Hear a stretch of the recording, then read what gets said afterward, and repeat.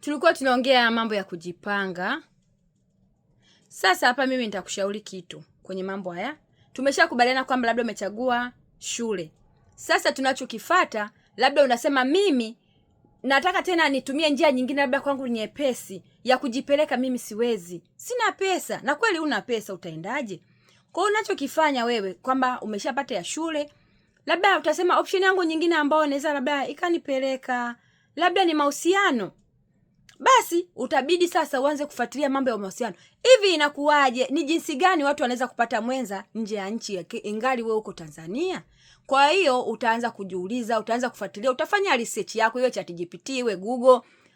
Hata channel nyingi tu zinaonyesha njia ya mahusiano. Kwa hiyo utabidi uanze kufuatilia channel za mahusiano ili ujifunze kwamba je, ni jinsi gani naweza nikapata mwenza. Labda nitaingia kwenye app. Kwa unabidi ujue kwamba ni app gani ambazo zitanisaidia mimi nipate mwenza. Kwa hiyo utabidi uanze tena kusoma mazingira ya app. App zinafanyaje kazi? Ni app gani inayokuwa na chansi kubwa ya watu kupata wenza? Utatakiwa ujiridhishe. Na je, ninataka mzungu, ninataka mweusi, ninataka mwafrika, ninataka muhindi, unabidi ujiassess. Na je, ni watu gani inakuwa ni asilimia ni kubwa mimi kupata chance ya kuondoka, kunija kunichukua na kunipeleka? Utajiridhisha. Ndio maana tumesema unatakiwa ufanye maamuzi, ujichuje, ujitathmini, ujue kupitia kujichunguza kwako, kupitia kusoma nakala za watu, kupitia channel za watu, utajifunza kwamba kumbe kuna app zinazotumika kuwaunganisha watu kupata wenza. Kwa hiyo na wewe utasoma, utaona ni app gani ni nzuri ambayo inaleta matokeo kwa watu wengi. Na penyewe napo utabidi uingie, ujifunze, usome, labda hizo app, labda kama dating site fulani, labda ni Afro Introduction, labda ni Bumble, ni OkCupid, ni Bumpy, ni ziko nyingi, Tinder, Badoo. Kwa utaanza kuzisoma. Na zenyewe tena lazima uwe makini, usiingie tu kiolela, mimi nataka kutoka.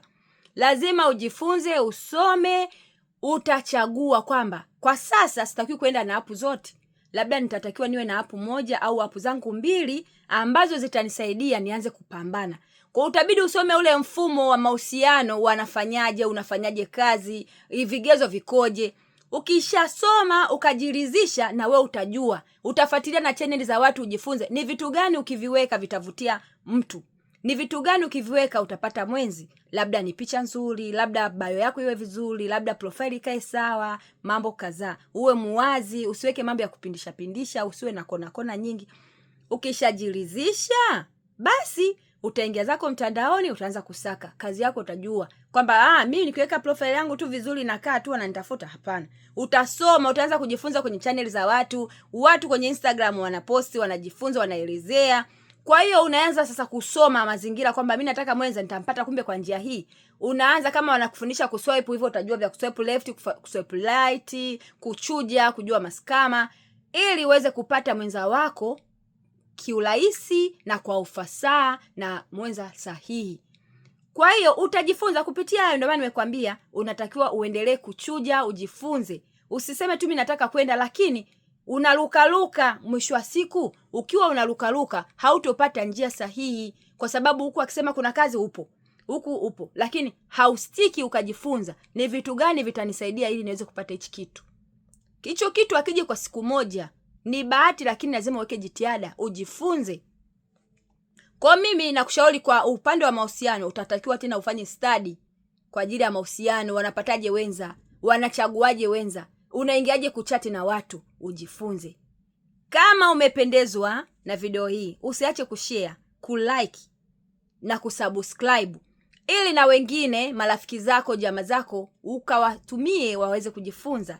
Bye bye.